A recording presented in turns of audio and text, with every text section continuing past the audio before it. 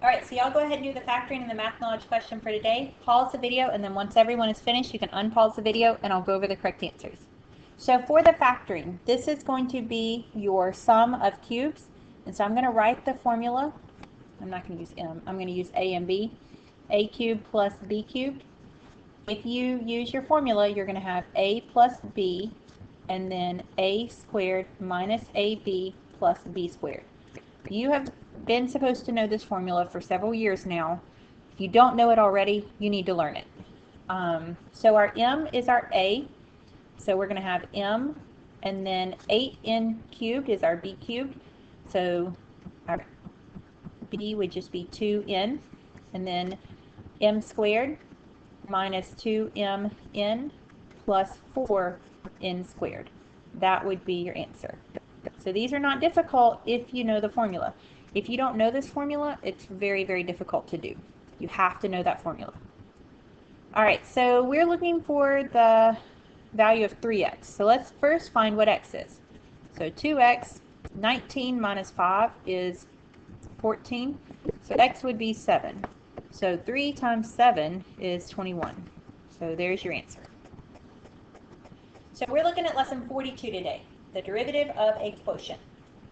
We looked at derivatives of products, and that was where you would have f times g prime plus f prime g, if your two functions were f and g. Now we're going to be looking at what is the derivative of f over g. So hopefully after this lesson you will understand how to do derivatives of quotients. So for the derivative of a quotient of two functions, it's going to be the denominator times the derivative of the numerator minus the numerator times the derivative of the denominator, all divided by the square of the denominator. So on this one there's a minus sign, so the order of them does matter.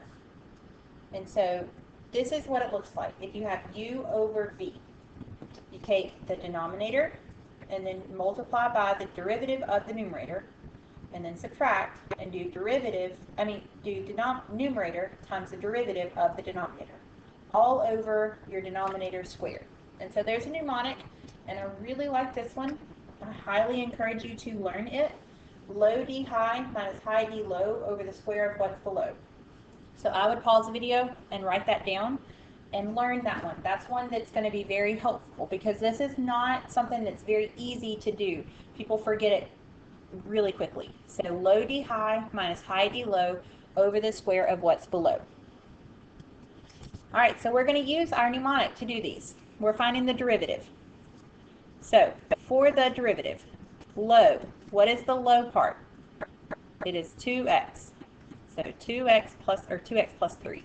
So low d high, what is the derivative of the part in the top? 1 over x.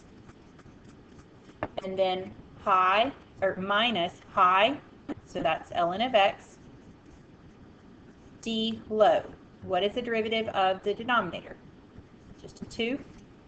And then all over the square of what's below, 2x plus 3 squared.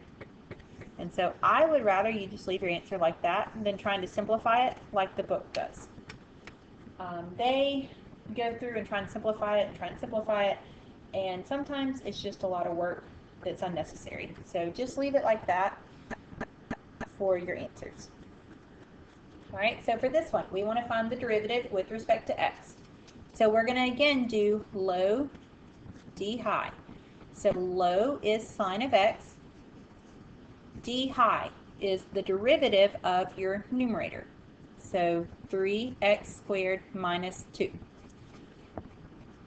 Minus high, so that's your numerator, d low. What is the derivative of sine?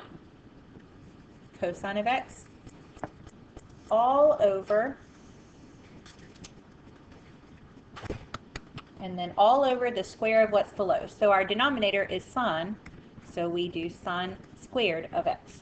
And so this is your whole answer. And again, I'd rather you not try and simplify it. I'd rather you just try and leave it like that. The book actually leaves their answer just like that.